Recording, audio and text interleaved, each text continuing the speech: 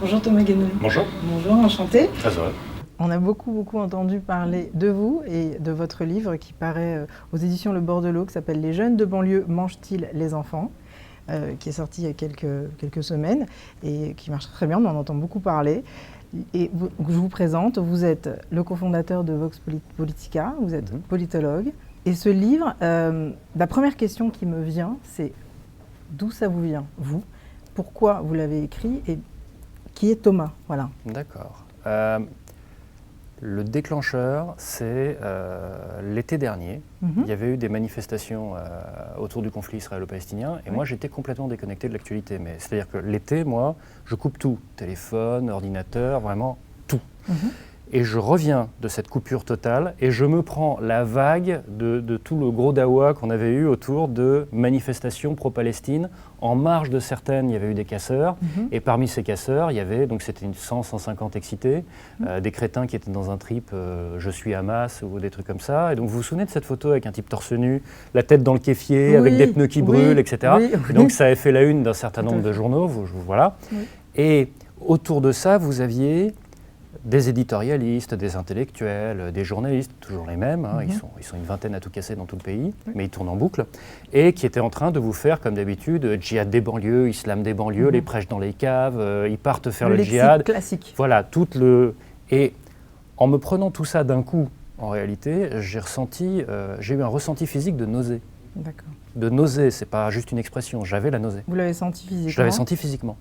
Et donc, on était rentrés de vacances avec mon épouse très tard le soir et je lui ai dit, écoute, je sais qu'on est crevé, mais là, j'ai un texte à faire. Et ça a donné djihad des banlieues, arrêtons le délire. Et c'était une démonstration par l'absurde de la stupidité, du cliché, du jeune de banlieue, nécessairement, potentiellement djihadiste. Et mon raisonnement, c'était, en gros, Mohamed Merah, Toulousain, donc tout Toulousain est un terroriste potentiel. C'est stupide, c'est évident. Alors pourquoi ce raisonnement est évidemment stupide pour des Toulousains, mais il ne serait pas évidemment stupide pour les jeunes de banlieue, qui sont 1,5 million, grosso modo, ça dépend de la façon de calculer. Ils sont 1,5 million. Donc c'est absurde de tenir ce genre de raisonnement, y compris sur l'islam radical, par rapport aux jeunes de banlieue, dont la moitié d'ailleurs ne sont pas des musulmans. Oui, qui ne sont pas musulmans. Donc c'était ça mon point de départ. D'accord. À partir de là, j'ai commencé à réfléchir et à me documenter par intérêt, par réflexion personnelle sur les jeunes de banlieue. Et à sentir monter, si vous voulez, un mélange d'agacement, de révolte et de nausée, encore, persistante, par rapport à ce discours-là, par rapport à ce qu'il draine, par rapport à la casse que ça fait. Parce que derrière, vous avez la discrimination à l'embauche, vous avez la discrimination à l'adresse, vous avez les contrôles aux faciès, vous avez etc. etc. Ça a des conséquences très concrètes, c'est pas juste quelques réactionnaires qui éructent leur déclinisme dans leur coin, ça fait de la casse pour plus d'1,5 million de personnes, voyez. Donc c'est quelque chose d'extrêmement grave en réalité. Complètement. Et le livre est extrêmement dense, il y a beaucoup de choses. Vous parlez de la criminalité, de la nourriture. Il y a des sujets dont on ne s'attend même pas. C'est vrai qu'on n'avait pas forcément réfléchi à l'idée de la nourriture, on n'avait pas forcément réfléchi à l'idée du nombre de banques qu'il peut y avoir dans une banlieue par rapport à une autre. On n'avait pas réfléchi non plus à la sexualité, à l'antisémitisme dans les banlieues, à la place du cinéma. Je suis très content d'avoir pu, avec l'éditeur, avoir l'accord pour faire un chapitre entier sur la sexualité. Parce qu'on n'en parle pas. On n'en parle pas. Comment dire? C'est curieux d'ailleurs parce que presque systématiquement, quand je me suis intéressé à tel ou tel thème dans le bouquin, je suis tombé sur quelque chose à quoi je ne m'attendais pas. C'est presque systématique. Ou alors, je m'y attendais dans le sens de la déconstruction d'un cliché, mais les proportions m'ont fait tomber de ma chaise. Par exemple, sur le degré de pratique de l'islam. Je ne savais pas, avant de faire ce livre, que les jeunes Français musulmans, la pratique et la croyance sont en train de s'effondrer. Ce n'est pas juste moins fort, ça s'effondre. Et donc, l'idée, le jeune de banlieue, a priori, est dans une radicalisation musulmane, non seulement c'est faux, mais c'est le contraire. C'est-à-dire que la grande masse des Français, des jeunes Français de confession musulmane, sont en désislamisation, comme il y a eu la déchristianisation avant. Alors, il y a des travaux de sociologues, on m'a critiqué là-dessus en me disant mais Gilles Kepel, Hugues Lagrange expliquent qu'il y a un durcissement intégriste. Oui, à la marge. Et d'ailleurs, eux-mêmes ne vous disent pas que c'est un phénomène généralisé. Les travaux de Kepel et de Lagrange, ça porte sur des minorités qui se radicalisent et ils ne font d'ailleurs pas l'effort de les quantifier parce que ce n'est pas leur boulot. Eux, ils sont là pour identifier un phénomène, c'est des démarches qualitatives, on appelle ça comme ça, l'enquête qualitative. Moi, je fais du quantitatif et dans le quantitatif, mais le phénomène majoritaire de manière écrasante, c'est la chute de la croyance en l'islam chez les jeunes Français de confession musulmane, la chute de la pratique pour être plus précis. Et justement, que pensez-vous de ce débat autour des intellectuels français qui se radicalisent ? Alors, la radicalisation en question, c'est une poussée de la pensée réactionnaire. La pensée réactionnaire, ça se résume très facilement, c'était mieux avant. Tout était mieux avant, sans exception. Et en complément de ça, les jeunes en général et les jeunes qui n'ont pas la bonne couleur de peau en particulier, c'est bien pire qu'avant.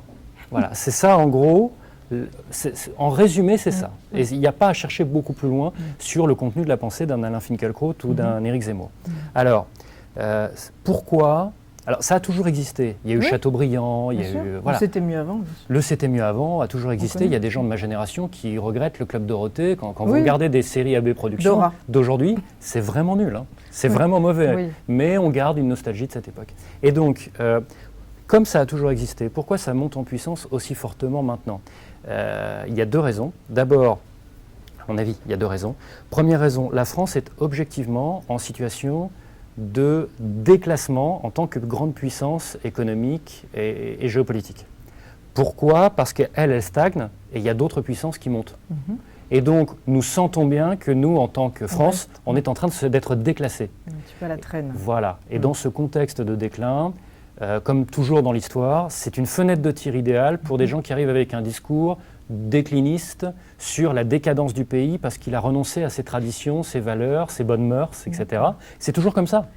Et on en a des exemples récurrents dans l'histoire. Et donc, avec cette fenêtre de tir-là, vous avez les Finkielkraut, les Zemmour, avec des différences de qualité. C'est-à-dire que le grand prophète des réactionnaires en France, c'est Alain Finkielkraut. C'est le meilleur en rhétorique.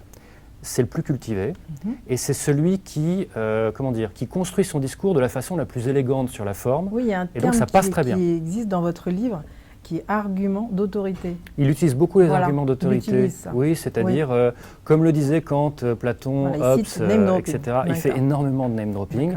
Alors, il est légitime de citer des grands auteurs, mais piocher des citations pour en faire un catalogue, c'est une mauvaise copie de culture générale en réalité. Et Alain Finkielkraut fait ça en boucle, ce qui est un travers, en fait, c'est un travers de prof de lettres en réalité. C'est une déformation professionnelle, je pense. Après, ce que je trouve intéressant là-dedans, c'est que, il y a quelque chose qui est en train de bouger par rapport à cette saturation de l'espace du débat public par les intellectuels réactionnaires. Sinon, ma propre exposition médiatique et d'autres, je ne suis pas tout seul, loin de là, ne pourraient pas exister en réalité. S'ils étaient à ce point dominant, ce livre ne pourrait pas rencontrer le succès qu'il rencontre. Oui, tout à fait. Donc, on est à l'écoute là. Je pense que ce qui se joue, c'est le conflit intergénérationnel en réalité. Et je crois avoir compris ça quand je suis passé chez Ruquier et que je me suis retrouvé en face de Finkielkraut. C'était mémorable. Quelques jours plus tard, parce que c'est enregistré, j'ai vu l'émission. Et le caractère intergénérationnel de la tension qu'il y avait au moment où on s'est clashé, si vous voulez, le caractère intergénérationnel m'a vraiment sauté aux yeux. Et c'était vraiment très frappant en réalité.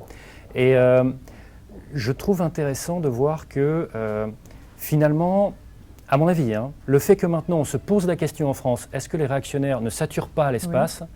Pour moi, ça c'est un signe qu'on a dépassé le pic de la vague, que c'est en train de descendre, et qu'il y a quelque chose qui monte comme profil d'intellectuel et qu'on ne voit pas encore, et qu'en fait c'est un renouvellement générationnel sur d'autres thématiques. Je peux me tromper. C'est très positif alors. Oui, parce qu'en fait... on ne va pas glisser en 2017 vers une famille... Alors, il faut savoir qu'il y a, dans un très récent sondage, le Journal du Dimanche a titré sur la base d'un très récent sondage, 30% des Français sont prêts à voter Marine Le Pen. Bon, ce qui n'est pas exactement la même chose que je vais voter pour elle au premier une tour. intention de vote. Mais Ça c'est n'est l'électorat pas, potentiel. Oui. Ils ont juste oublié quelque chose. Dans le même sondage, il y a plus des 2/3 des Français qui disent jamais, plutôt crever, jamais je ne voterai pour Marine Le Pen. Donc, l'eau monte, Oui. mais ça va, c'est pas non plus un raz-de-marée. C'est-à-dire que vous avez quand même plus des 2/3 de la population qui préférerait crever que de voter Marine Le Pen. Donc, je veux bien qu'on dise, et c'est un constat, que le vote FN est en train de monter, je veux bien qu'on dise que ça dit quelque chose de la situation de la France. Cependant, il ne faut pas crier au loup inutilement. Il faut réserver ça pour le moment où il y aura effectivement le loup. Où il y aura le danger. Pour l'instant, Marine Le Pen, c'est quelqu'un qui a le soutien croissant d'1/3 des Français et qui est vomi par les 2/3 qui restent. Voilà. Le page 53, oui. Je l'ai gribouillé dans tous les sens, votre livre. J'aurais 1000 questions à vous poser, mais en tout cas, j'ai retenu un mot, qui est le mot race. Alors, vous en avez parlé dedans. On en parle beaucoup aussi ces derniers temps. Quelle est votre définition? Est-ce qu'on peut l'utiliser? Alors, moi, je suis rationaliste comme garçon. Oui. Donc, je me suis documenté où en est la science là-dessus. Et la génétique vous dit, les races, dans l'espèce humaine, ça n'existe pas. En réalité, vous n'avez pas de différence significative suffisante entre des gens qui ont une couleur de peau différente pour considérer qu'il y a des races. En d'autres termes, la couleur de la peau, ça n'indique qu'une seule chose chez quelqu'un, sa couleur de peau. C'est tout. Simplement. Voilà, il n'y a pas de... C'est basique en fait. Oui, voilà. Il y a des grands débats autour de ça. Il n'y a pas à chercher plus loin. Par contre, les ethnies existent. Une ethnie, c'est quoi? C'est un groupe humain qui a une couleur de peau en commun, donc pas une race, juste une couleur de peau, un physique type, donc par exemple, le physique méditerranéen, c'est plutôt des gens qui sont petits, quel que soit l'endroit autour de la Méditerranée. Et bruns. Oui, brun, plus brun de peau, si vous voulez, et plus brun de cheveux. Ensuite, vous avez le folklore avec la gastronomie, par exemple, une gastronomie commune. Vous avez des mythes, des systèmes de croyances qui sont communs, donc ça peut être une religion, mais pas forcément, ça peut aussi être une philosophie. Et vous avez un récit mythique commun, donc par exemple l'histoire de France qu'on nous apprend à l'école est un récit mythique. En réalité, Clovis n'est pas le premier roi de France, puisque le royaume de France n'existait pas à l'époque. C'est une construction provisoire qui a éclaté à sa mort, et en plus il était polygame. Donc faut faire attention à ce qu'on raconte. Oui, voilà, y compris après son baptême, donc il n'est pas vraiment rentré dans le christianisme, puisqu'il est resté polygame. Et donc, ceci pour dire que les ethnies, ça existe, et qu'il y a des gens qui arrivent en France porteurs d'une identité ethnique. Des Arabes qui viennent d'un pays massivement en proportion arabe, ethniquement, et qui arrivent en France première génération. Ils ont une identité ethnique arabe, c'est vrai. Noir, par contre, c'est pas une ethnie, parce que il n'y a pas d'identité commune avec les critères que je vous ai dit pour un noir. En revanche, un bambara, un peul, ça existe. D'accord. Donc il faudrait faire la distinction entre tous ces termes plutôt que de se jeter sur des débats réducteurs finalement. Exactement. Et donc, quand vous arrivez en France, par contre, au bout de maximum 4 générations, encore plus vite s'il y a des mariages mixtes, au fil des générations, vous allez perdre vos attributs ethniques. Par exemple, il est très courant que dès la 2e génération, on ne parle plus arabe dans une famille qui est arrivée arabe. Or, ethniquement, vous savez quoi? Si vous ne parlez plus du tout arabe dans votre famille, d'un point de vue de l'ethnologie, vous n'êtes plus arabe. Ah oui, voilà, c'est ça. Bah oui, pareil pour la pratique religieuse. Si en plus les pratiques religieuses, c'est votre vie privée, mais si les pratiques religieuses sont en chute libre dans votre famille par rapport à la génération des parents, alors qu'en plus vous ne parlez plus arabe, pardon, mais ça c'est la désethnicisation complète. Alors je suis l'exemple complet. Bah voilà. Mais ça c'est le profil majoritaire des gens qui ont des origines arabes en France. C'est une erreur de dire les Arabes aujourd'hui, alors que chez les jeunes, en tout cas, c'est une erreur de dire les Arabes. Donc ils ont des origines arabes, mais du point de vue de l'ethnologie, ce ne sont plus des Arabes, parce qu'ils ont perdu la langue, ils ont perdu la religion en tant que pratique, en tout cas. Ils peuvent croire en Dieu, mais comme les chrétiens qui sont que baptisés, vous voyez, c'est des musulmans du Ramadan comme il y a des chrétiens de Noël. Le reste du temps, ils ne le sont pas en termes de pratique. Et ce terme, la conversation qu'on a là fait écho à ce que certaines personnes des médias ou des journalistes habitués à réfléchir autrement sont obligés de dire « Ah mais non, mais il n'a pas forcément raison ». Quand le livre est sorti, vous avez ressenti une petite véhémence ou un petit énervement de la part des journalistes qui disent « Mais pourquoi ils nous donnent des leçons ?» ou finalement pas là-dessus. Pas du tout. J'ai été très agréablement surpris de l'accueil des journalistes en termes de critique des médias, c'est-à-dire que ça les a intéressés. J'ai eu des questions là-dessus. Vous dites des choses. Aucune hostilité, aucune agressivité, aucun déni, c'est accepté. Non, la seule chose que j'ai trouvée professionnellement lamentable, c'est un article de critique du livre par les Inrocks, Oui. Parce que j'ai relevé 5 ou 6 erreurs en un article d'une page et quelques. Et donc, c'est un article qui est manifestement bâclé et qui est un article à charge vis-à-vis du livre. Oui. Donc, je trouve que ce n'est pas sérieux. C'est-à-dire que la plupart des questions soulevées dans l'article, la réponse est soit noir sur blanc dans le bouquin, Oui. soit a été donnée lors de la conférence de lancement à laquelle le journaliste auteur de l'article a assisté. D'accord. Donc, il y a un manque de professionnalisme. Oui, ils en n'ont pas réalité. fouillé. Voilà, c'est ça qui n'est Oui. pas sérieux. Oui. Après, il y a un point sur lequel il y a une énorme confusion dans cet article, mais il y a d'autres journalistes qui ont fait la même erreur, mais c'est par manque en fait de formation dans ces disciplines-là. Oui. C'est-à-dire de croire que pour écrire sur les jeunes de banlieue, il faut lire, citer et avoir en bibliographie tous les travaux qui ont été réalisés là-dessus. Sur la banlieue. Sauf que non, ça c'est une sous-branche du travail universitaire, académique. Et donc, c'est même pas la totalité, c'est juste une sous-branche. C'est la partie dans laquelle vous faites ce qu'on appelle un état de l'art. C'est-à-dire que vous faites une revue de tout ce qui a été écrit sur un sujet. C'est pas le propos. Vous avez enquêté. Voilà, c'est pas. Vous avez été sur le terrain. Et alors, je me suis appuyé sur des travaux académiques, Oui. sur des travaux universitaires, mais j'ai pas besoin de tous les citer puisque ce n'est pas un état de l'art. Oui. Si c'était un état de l'art, en fait, on aurait fait 800 ventes. Oui, tout à fait. Et surtout, ce serait un travail, un article de recherche universitaire Oui. et non pas un livre destiné au public. Donc il y a une énorme confusion. Autre exemple, on m'a plusieurs fois reproché, pas beaucoup, mais on m'a plusieurs fois reproché de me fonder pour dire qu'il y a désislamisation des jeunes Français musulmans sur une enquête qui s'arrête en 2011. Alors, pardon, mais ce reproche en fait est idiot. Oui, je vous explique pourquoi. C'est que je mesure un phénomène d'évolution d'une génération à une autre. Donc, le fait que mes données remontent jusqu'à il y a 4 ans, c'est largement suffisant. La norme pour des enquêtes démographiques intergénérationnelles, c'est d'utiliser des enquêtes qui datent d'il y a 5 ans, voire d'il y a 10 ans. Donc, il n'y a aucun problème. Et ça, en fait, il y a une tendance d'une partie des journalistes, c'est une fraction, hein, c'est pas très développé, à avoir un jugement très péremptoire sur les livres écrits par des scientifiques. Emmanuel Todd a eu le même problème d'ailleurs avec Qui est Charlie, c'est-à-dire on s'improvise juge méthodologique quand on n'y connaît rien.